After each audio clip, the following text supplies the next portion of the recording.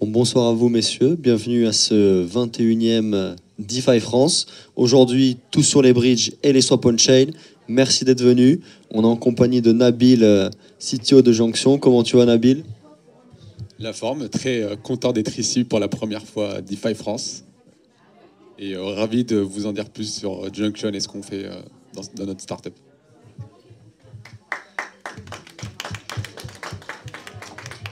Super. Alors avant de commencer, pour ceux qui ne sont pas encore, n'hésitez pas à aimer, liker, partager le post du live. Malheureusement, il n'est pas encore là ce soir, mais n'hésitez pas à aller liker toutes les vidéos sur la chaîne de DeFi France. Pour un petit rappel, DeFi France, qu'est-ce que c'est? DeFi France, c'est la principale communauté francophone pour échanger autour de la finance décentralisée. On a actuellement plus de 3515 membres sur Discord et 2720 sur Telegram. Il y a des meet-ups dans toute la France et bientôt même en Belgique. Alors DeFi France, ça a pour objet de démocratiser l'accès à la finance décentralisée pour la communauté française, francophone, et d'animer un espace de discussion où les contributeurs sont reconnus à leur juste valeur et participent directement à l'élaboration de ces règles. Les règles qui sont, et nos valeurs, l'ouverture, l'expertise, l'éthique et surtout pas de chill. C'est pas fait DeFi France pour aller chill le prochain token qui va faire x100 ou x1000. Il y a des très bons endroits pour faire ça, mais c'est pas l'endroit. Pour ceux qui n'ont pas encore rejoint la communauté Discord DeFi France, n'hésitez pas, il y a le petit catcha juste ici. Il est un petit peu capricieux, il faut le faire 2-3 fois, mais après, voilà, ça nous permet de ne pas avoir de bots. Alors, on va passer la main à notre cher Nabil.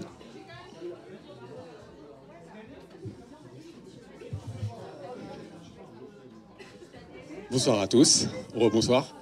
Donc je suis là pour vous parler de Junction, notre projet qu'on a lancé il y a quelques mois avec mes associés. Donc on l'a lancé il y a quelques mois, mais ça fait quelques années qu'on existe. Donc je vais vous en dire plus là-dessus au fil de notre discussion. Alors Junction, qu'est-ce que c'est? Ouais. Ah ouais, d'accord. C'est mieux? Parfait. Donc Junction, qu'est-ce que c'est? C'est une plateforme, c'est une app actuellement où on peut faire du swap et du bridge dans plusieurs écosystèmes, que ce soit EVM, UTXO, type Bitcoin, Dogecoin, Cosmos et même Solana. Tout ça dans une seule et même plateforme sans aller sur Uniswap, Osmosis ou quel que soit l'écosystème. Vous n'avez pas besoin de quitter Junction pour pour faire des swaps, pour sauter d'une blockchain ou d'un écosystème à un autre. Donc, pour cela, on fait de l'agrégation de swap et de bridge provider. Par exemple, on a des intégrations avec OneInch, Socket, Torchain, etc. et d'autres. Et au-dessus de cette stack d'agrégation, on a aussi une partie de routing qui va venir faire le lien entre tous ces providers-là pour essayer de fournir à l'utilisateur des routes un peu complexes en restant au même endroit sans passer par 2-3 providers pour faire ce que l'on peut trouver au même endroit. Super. Est-ce que tu peux expliquer pour ceux qui ne savent pas qu'est-ce que c'est un agrégateur ou un bridge agrégateur? Alors un agrégateur type OneInch par exemple, c'est une DApp qui va aller chercher la liquidité dans plusieurs autres DEX type Uniswap, Paraswap, QuickSwap. Et cet agrégateur-là va, selon ce que veut l'utilisateur, retourner la meilleure quote ou la plus rapide ou c'est la plus économe en frais de transaction. Donc c'est ça un agrégateur. Donc ça existe pour les swaps type OneInch. Ça existe aussi pour les bridges, typiquement Socket par exemple, qui agrège entre plusieurs bridge provider type Acros, CCTP et d'autres dont j'ai oublié les noms. Alors, donc j'ai fait une petite capture vidéo pour vous montrer à quoi ressemble notre app qui est en alpha. Donc là, je vous présente un cross-chain swap Ethereum, enfin Ether vers USDC, donc Ether sur Ethereum vers USDC sur Avalanche. Et donc là, on a une quote assez rapidement et on voit en petit, on le voyait à la fin, voilà, on voit par quel provider on passe. Donc, faut savoir que nous, les providers qu'on choisit d'intégrer, c'est des providers qui sont connus pour leur sécurité, pour leur fiabilité. Donc, on ne va pas intégrer n'importe qui ou un provider qui a été déjà hacké, par exemple. Il nous est arrivé par le passé qu'on ait une intégration avec un bridge qui s'est fait hacker. On a immédiatement arrêté la collaboration avec ce bridge-là. Donc j'en étais au routing, donc c'est-à-dire on fait le lien entre tous ces providers-là. Et actuellement, on existe en app, ce que je vous ai montré, donc qui est en alpha. Pour l'instant, si vous allez dessus, vous pouvez que faire des routes IVM, donc soit des swaps dans la même blockchain, au sein de la même blockchain, soit des cross-chain swaps, donc comme je vous ai montré entre Ethereum et Avalanche. Mais on a comme but d'avoir avant la fin de l'année des cross-chain swaps IVM, UTXO et Solana. Donc suivez-nous et comme ça vous pourrez faire du native swap Bitcoin vers du PP ou du ce que vous voulez. Voilà, sacré exemple le PP. Et donc on existe aussi en tant qu'API pour n'importe qui veut nous intégrer dans son app ou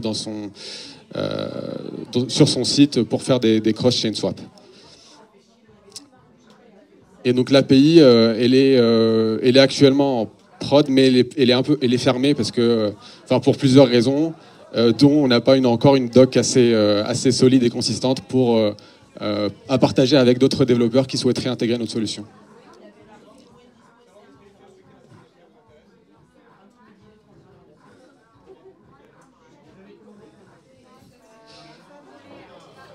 Bon, ouais, c'est ça. Tac. Voilà, parfait. Donc un peu d'histoire sur Junction. Donc avant de créer la structure il y a quelques mois, on a existé pendant quelques années en tant que fonctionnalité au sein d'un wallet qui s'appelait XDeFi et qui maintenant s'appelle Control. Donc c'est un wallet pur multi-chain qui a commencé en tant que projet né d'un grand Torchain pour pouvoir pour permettre à un utilisateur d'avoir des tokens qui appartiennent à des écosystèmes différents, Ethereum, Bitcoin, Cosmos, au sein du même wallet. Donc XDeFi est né de ce grand Torchain et on a découvert au fur et à mesure, c'est surtout la communauté qui demandait à avoir une fonctionnalité qui permette de faire des swaps, parce que Torchain à la base c'est une DEX chain, c'est-à-dire que c'est une chaîne dédiée complètement à faire des swaps natifs entre Bitcoin, Cosmos, Ethereum, etc. Donc c'est de là qu'est né Junction, donc en fonctionnalité de swap dans le wallet. Donc ça fait un peu plus de 2 ans que cette fonctionnalité existe là. Avec les premières intégrations qui étaient Torchain et EVM. En EVM, on avait OneInch et Paraswap. Je crois que Anthony adore Paraswap. Et donc, en 3 ans, on a parcouru un bon bout de chemin. Donc, le chiffre des 300 millions en volume, ça date d'avant le bull run. Donc, je monitore les swaps tous les jours et je peux vous dire qu'on a fait beaucoup de volume ces dernières semaines. Comment ? Bah, je sais pas, je te dirais. il y a un mois, il n'y avait rien, tu vois. Du coup, ouais. Donc la figure de 300 millions, elle est arrêtée peut-être il y a un mois. Et de mémoire, on a peut-être plus de 50 000 swaps exécutés via l'API. Voilà, donc je passe à la diapo suivante. Donc ça, j'ai un peu parlé de ça brièvement. Donc quel problème on cherche à résoudre avec Junction. Donc on voit que l'utilisateur, par exemple, pour faire des cross-chain swaps, pour faire des actions DeFi, faut qu'il aille sur 5-6 plateformes pour faire son premier swap, son premier bridge, son autre swap, son autre bridge, son lending, son action, etc. Donc nous, on s'est dit, ça serait sympa d'avoir tout groupé dans une seule et même plateforme. Donc l'idée, ça serait d'être désolé pour l'anglicisme, un one-stop shop pour la DeFi. Donc là, on a les swaps et les bridges et les cross-chain swaps, mais dans le futur, on se voit avoir plein d'autres actions DeFi au sein de la même plateforme, typiquement du staking ou du liquidity pooling. Donc ça résoudrait la fragmentation de la liquidité qu'il y a sur les pools qui appartiennent à différents DEX. Aussi, comme j'ai dit, j'ai déjà couvert cette partie-là qu'un utilisateur doit aller sur plusieurs plateformes et doit avoir plusieurs wallets aussi, parce qu'il y a cette problématique-là il y a peu de très bons multi-chain wallets, type Trust ou Control ou OKX par exemple. Donc l'utilisateur qui lui n'a connu que du MetaMask et qui du jour au lendemain doit aussi télécharger un wallet Bitcoin, et ben il est un peu dans la mouise, parce que à chaque fois qu'il veut faire un swap, il faut connecter tel wallet, il faut switcher d'adresse, il faut faire ci, il faut connecter sa ledger avec ce wallet là. Bon, connecter sa ledger, c'est pas simple. Donc, pour avoir essayé de signer une transaction hier avec Ledger, qui m'a pris un quart d'heure, donc que ce soit avec MetaMask, Control, Trust, ça marche pas très bien. Donc voilà, nous on essaie de résoudre ces problèmes-là, de rendre la vie de l'utilisateur la plus simple possible, en agrégeant tout cela sur une seule et même plateforme. Et je vous parlerai plus un peu de ce qu'on cherche à faire dans l'avenir avec notre roadmap sur les prochains mois, voire sur les prochains mois. Ouais. Et dernière problématique, qu'est-ce que je fais de mon foutu Bitcoin? Donc je le garde sur ma ledger, mais qu'est-ce que j'en fais? Enfin, il y a des gens qui voient le Bitcoin comme simple, un value storage ou storage value, un store de valeur, merci.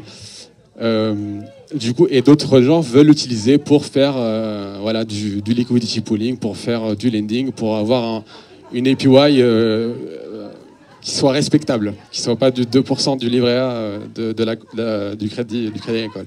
Donc nous aussi, on offre cette possibilité-là déjà avec les cross-chain swap natifs, mais on va aussi intégrer des solutions qui vont permettre de faire du liquidity pooling de Bitcoin, par exemple via TorChain, ou d'autres solutions qui existent d'autres solutions natives au Bitcoin et les L2 Bitcoin. Voilà, donc là je vais vous parler un petit peu des intégrations actuelles qu'on a. Donc comme je l'ai dit, on a recours à des providers pour faire des swaps au sein de la même blockchain, type OneInch, Paraswap, etc. Et Jupiter, pardon, pour Solana. On a aussi des solutions qui permettent, des intégrations qui permettent de faire du cross-chain swap type TorChain et TorSwap. Des bridges type des intégrations natives de bridges type CCTP de Circle ou CCIP de Chainlink. Et aussi, on a des solutions, alors ce que j'appelle c'est des exchanges type Osmosis ou TorChain que j'ai cité, qui sont vraiment, c'est des intégrations qu'on cherche à rendre natives et et efficaces, et ça facilite aussi l'utilisation de ces technologies-là en enlevant une couche de technicité supplémentaire et de complexité supplémentaire à l'utilisateur. Du coup, l'utilisateur n'a pas besoin de s'y connaître en Osmosis, TorChain, TorSwap, Cosmos, machin, pour faire un cross-chain swap simple sur notre plateforme. Oui. Et du coup, on se connecte avec quel wallet sur son application? Donc, actuellement, comme on est une société un peu qui est un spin-off de Control. Donc actuellement, on a un support de Control, et aussi tu peux te connecter via Wallet Connect. Mais je sais qu'on a en développement plusieurs intégrations de wallet type. Alors, on a fait exprès de nous concentrer sur les wallets qui sont multi-chain par essence, type OKX, Trust Wallet. Donc c'est des intégrations là qu'on priorise. Et bien sûr, il y aura du MetaMask, il y aura du Phantom, etc. Donc c'est bien sympa d'intégrer tous ces providers, mais c'est pas si simple que ça, parce que faire du cross-chain efficacement et qui soit pas trop la catastrophe pour l'utilisateur, c'est vraiment difficile. Typiquement, on a des bridges sur Torchain qui peuvent prendre des heures parce qu'il y a beaucoup de congestion dans la blockchain. Il peut y avoir plein d'erreurs. En fait, il y a beaucoup de risques.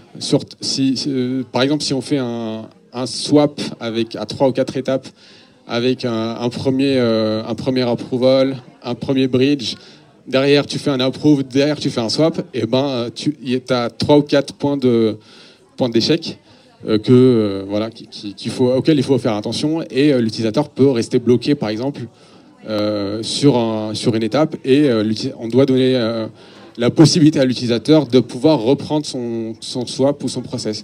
Du coup, c'est des choses que nous, on a cherché à intégrer et à pour faciliter la vie à l'utilisateur qui fait un swap très compliqué. J'ai en exemple le swap que tu as fait, Anthony. C'était quoi ?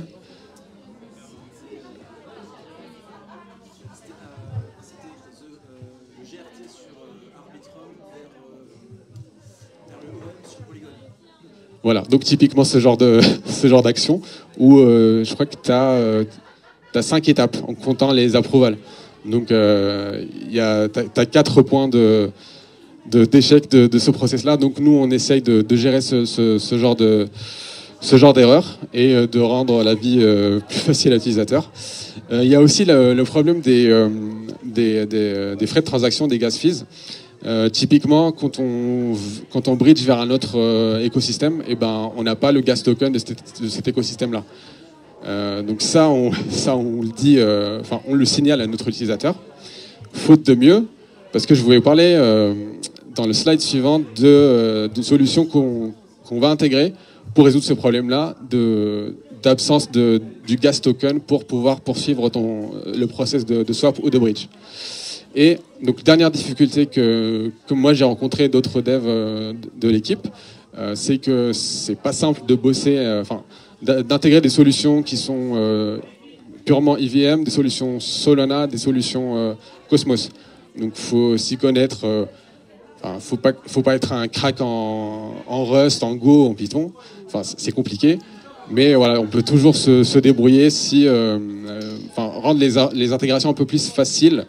Si le provider qu'on intègre a typiquement des API ou des SDK avec lesquels on peut bosser, mais malgré tout, il nous arrive souvent de devoir bosser avec la techno native du provider qu'on veut intégrer, et ça rend pas les choses faciles pour nous.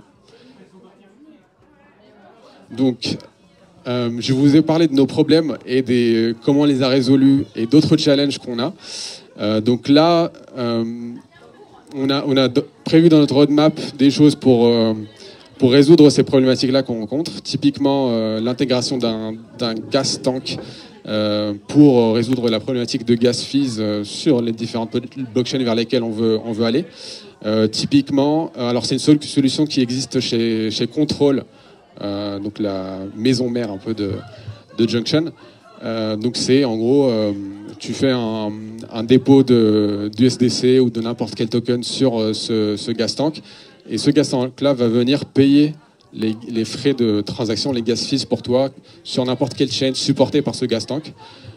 Typiquement, je sais que actuellement sur Control, donc le gas tank est opérationnel sur les EVM et sur Solana.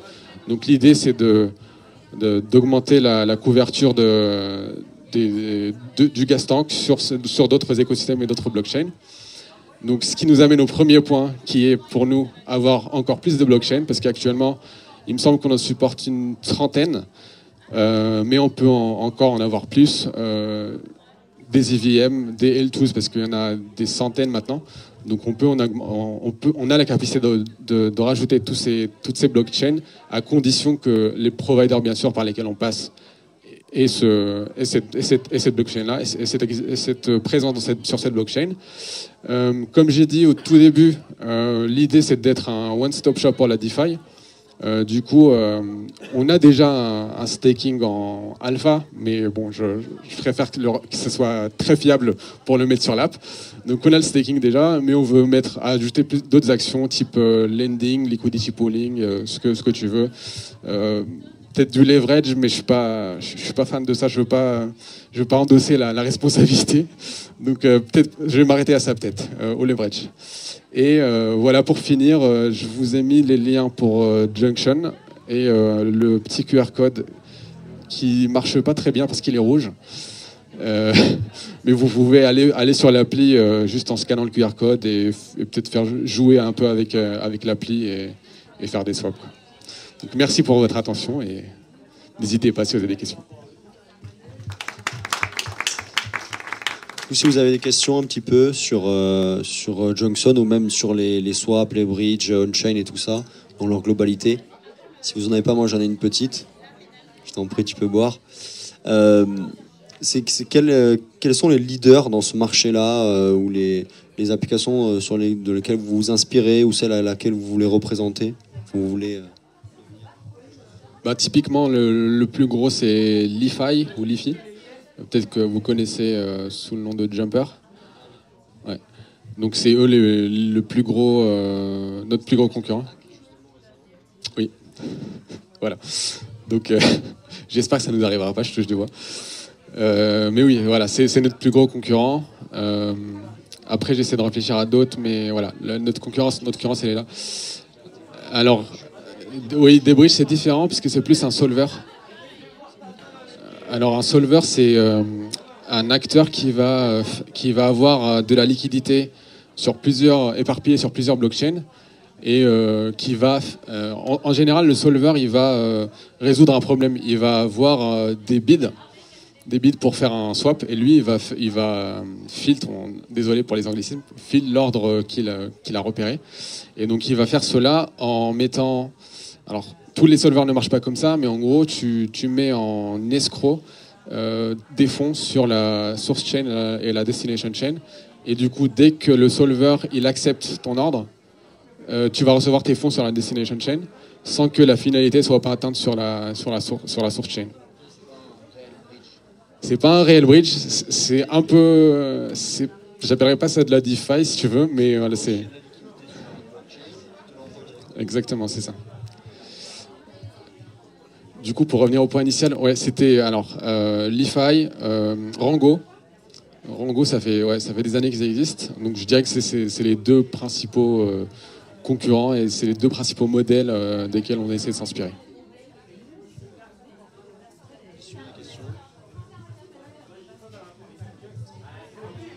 Merci pour la présentation en tout cas, et je voulais savoir comment se prémunir, parce que du coup tu parlais tout à l'heure de mouvements un petit peu compliqués qui peuvent se passer sur... du coup, si c'est la transaction du milieu qui coince, qu'est-ce qui se passe ?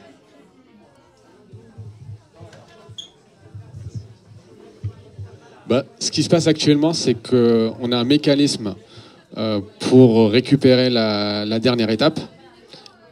Alors actuellement, on dit à l'utilisateur, voilà où vous êtes coincé. Vous pouvez rejouer les étapes suivantes, mais il faut faut choisir l'étape où on s'est arrêté, il faut choisir le token et le token final. Donc en gros, on dit à l'utilisateur, il faut reprendre de là où ça a échoué. Oui, ça peut changer, c'est vrai, ça peut changer. Alors tu as le choix. Soit tu t'arrêtes et tu prends tes fonds, soit tu reprends et tu continues. Éventuellement, ça peut être une route différente, oui. C'est tout à fait d'accord.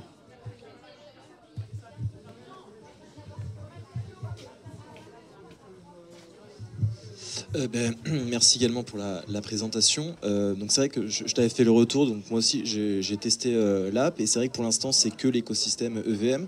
Tu disais pour la roadmap, quel est le prochain écosystème que tu vas intégrer et pour quand qu'est-ce que tu as en termes d'écosystème et en termes de délai d'intégration?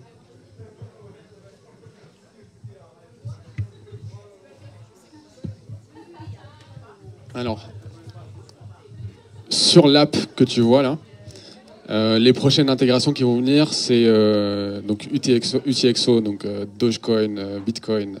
Je sais pas pourquoi j'ai commencé par Dogecoin. Donc Bitcoin, Dogecoin, BCH et Litecoin. On aura aussi Solana normalement d'ici avant les vacances de Noël, j'espère.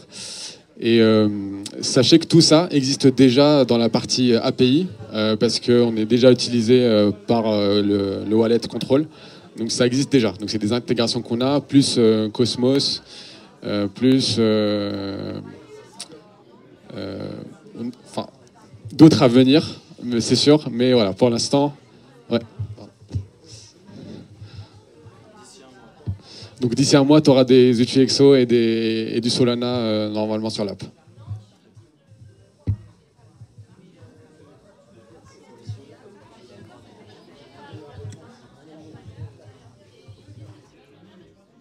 Bah écoutez, merci à tous pour avoir écouté Nabil. Merci à toi Nabil. Donc un grand merci à nos sponsors qui sont Alira, Smartdex et Cyborg. Et remerciements à Anthony, à Cyril, à Alex et à Nabil pour ce DeFi France. Donc voilà, n'hésitez pas à nous rejoindre sur Discord, sur tous les réseaux, YouTube, etc. Et voilà, c'est tout pour nous. Bonne soirée à vous, messieurs.